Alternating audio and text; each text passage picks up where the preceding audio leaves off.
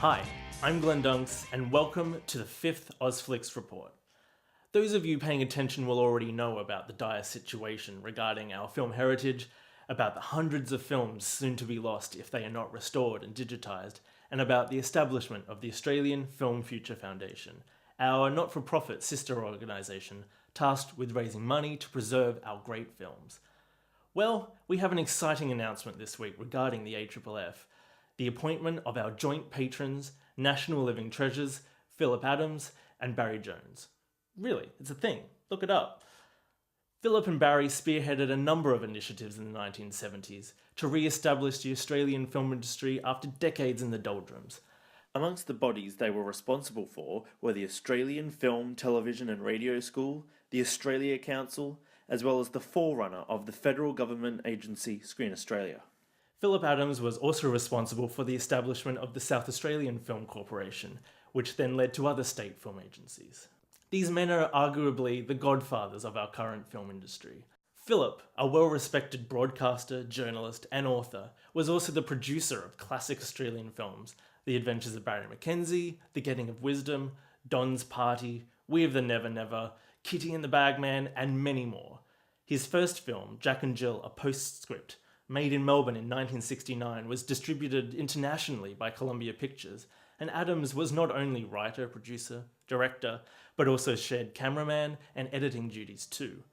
It was the first feature film ever to win a prize at the AFI Awards, winning Best Film in 1969. Phillip graciously agreed to be interviewed for this edition of the report. Behind me you might be able to glimpse an Egyptian coffin. Its previous occupant disappeared from within some thousands of years ago, but I'm keeping it on because I'm about to begin the mummification process and wriggle inside.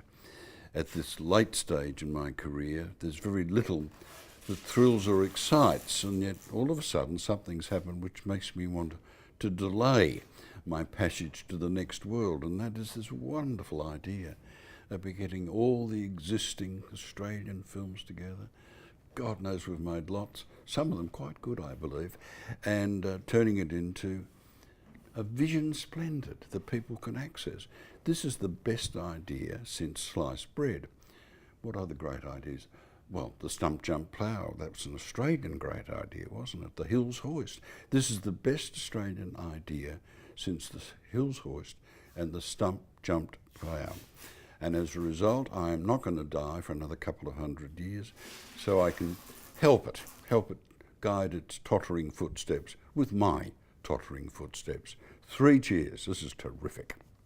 We also spoke to the Honourable Barry Jones, former Victorian State and Federal Member of Parliament and long-time champion of the arts and education, about his role at the AFFF. Well, I'm excited by the idea that an Australian Film Future Foundation has been set up.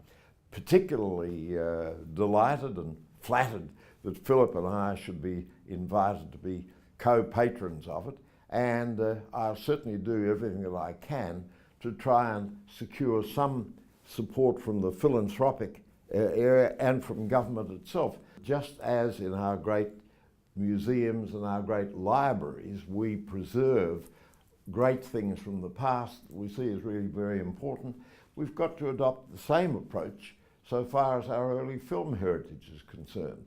It's only when you've lost an asset that you realise how important that is, that we've lost part of our collective memory.